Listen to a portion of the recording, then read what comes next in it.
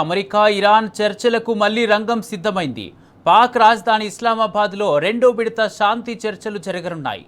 ఈ చర్చల కోసం ఇరాన్ విదేశాంగ మంత్రి అబ్బాస్ అరాగ్చి, వాషింగ్టన్ ప్రతినిధులు పాక్ చేరారు.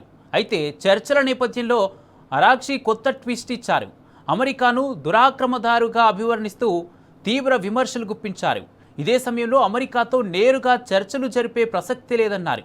ప్రాంతీయ శాంతి ప్రయత్నాల కోసమే ఈ పర్యటన అంటున్న ఆయన ప్రత్యక్ష చర్చలకు నో చెప్పారు. తమ అభిప్రాయాలను పాక్ నేతలకు వివరిస్తామని తెలిపారు. దీంతో చర్చల విషయమై పాకిస్తాన్కు కొత్త టెన్షన్ పట్టుకుంది.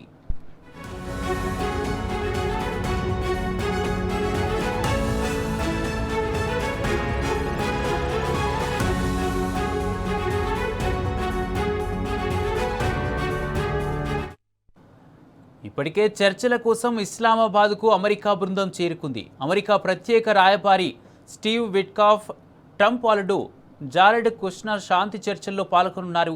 అయితే ఈసారి యుఎస్ వైస్ ప్రెసిడెంట్ జేడీ వాన్స్కు పాక్ రాలేదు. చర్చల్లో పురోగతి కనిపిస్తే ఇస్లామాబాద్ వచ్చే అవకాశాలున్నాయని పేర్కొంది మధ్యవర్తుల బృందం. మరోవైపు చర్చల వేళ పాక్ రాజధానిలోని కట్టుదిట్టమైన భద్రత ఏర్పాటు చేశారు అధికారులు.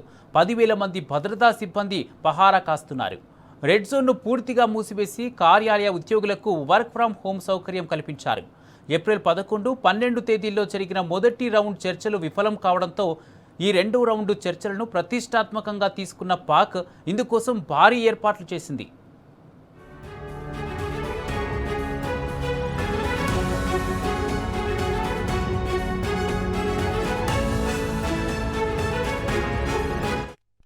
ఇదిలా ఉంటే ఓవైపు చర్చలంటూనే మరోవైపు ఇరాన్ ఓడరేవుల దిగ్బంధనాన్ని కొనసాగిస్తోంది అమెరికా.